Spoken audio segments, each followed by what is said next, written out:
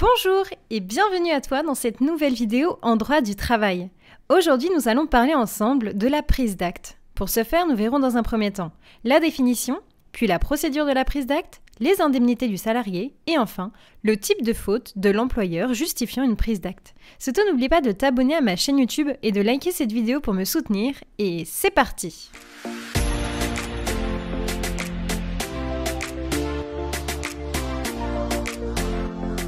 Tout d'abord, une définition pour te rappeler ce qu'est la prise d'acte. C'est une procédure qui est très simple et qui pourtant n'est pas assez connue de la part des étudiants.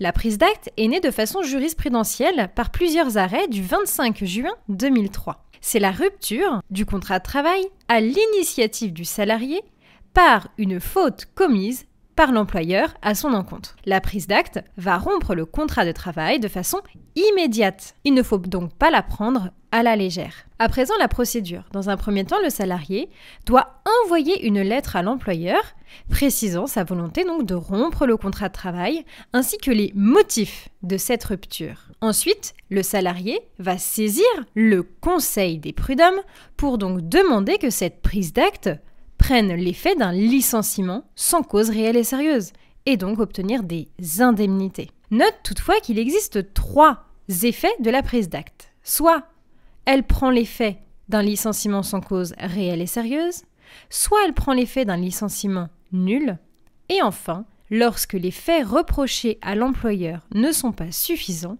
alors la prise d'acte prendra l'effet d'une démission. À présent, les indemnités. Alors, si la prise d'acte prend l'effet d'un licenciement sans cause réelle et sérieuse, eh bien le salarié pourra bénéficier de l'indemnité fixée par le barème Macron.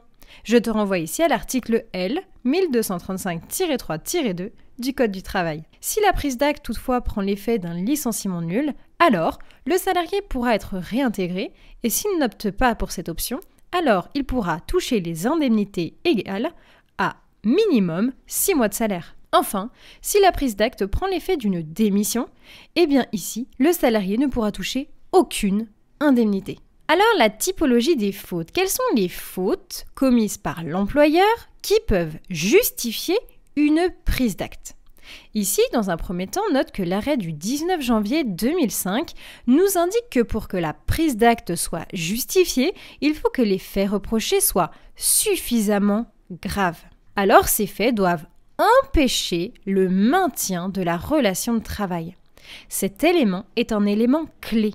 En effet, il n'y a pas tous les manquements de la part de l'employeur qui peuvent empêcher le maintien de la relation de travail. Pour autant, les juges ont relevé certains faits qui donc justifient la prise d'acte, comme par exemple le non-paiement des heures de délégation pendant 5 mois, ou encore le défaut de fourniture de travail, ou encore le non-paiement du salaire dû à un refus de modification du contrat de travail. Voilà, c'est la fin de cette vidéo. J'espère que la prise d'acte est beaucoup plus claire dans ton esprit. En tout cas, n'hésite pas à t'abonner à ma chaîne YouTube et liker cette vidéo pour me soutenir. Et moi, je te donne rendez-vous dans une prochaine vidéo.